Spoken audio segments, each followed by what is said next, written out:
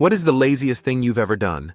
I was once on a U.S. military ship having breakfast in the wardroom, officer's lounge, when the operations officer, OPS, walks in. This guy was the definition of not a morning person. He's still half asleep, bleary-eyed, basically a zombie with a bagel. He sits down across from me to eat his bagel and is just barely conscious.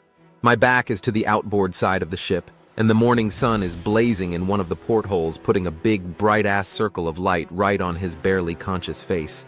He's squinting and chewing and basically just remembering how to be alive for today. It's painful to watch. But then Zombie Op stops chewing, slowly picks up the phone and dials the bridge.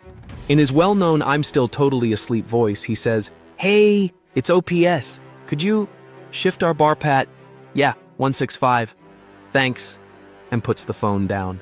And then he just sits there, squinting, waiting. And then, ever so slowly, I realize that that big blazing spot of sun has begun to slide off the zombie's face and onto the wall behind him.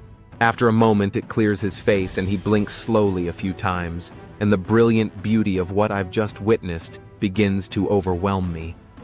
By ordering the bridge to adjust the ship's back and forth patrol by about 15 degrees, he's changed our course just enough to reposition the sun off of his face. He's literally just redirected thousands of tons of steel and hundreds of people so that he could get the sun out of his eyes while he eats his bagel.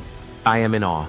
He slowly picks up his bagel, and for a moment I'm terrified at the thought that his own genius may escape him, that he may never appreciate the epic brilliance of his laziness, since he's not going to wake up for another hour. But between his next bites, he pauses, looks at me, and gives me the faintest, sly grin before returning to gnaw slowly on his zombie bagel.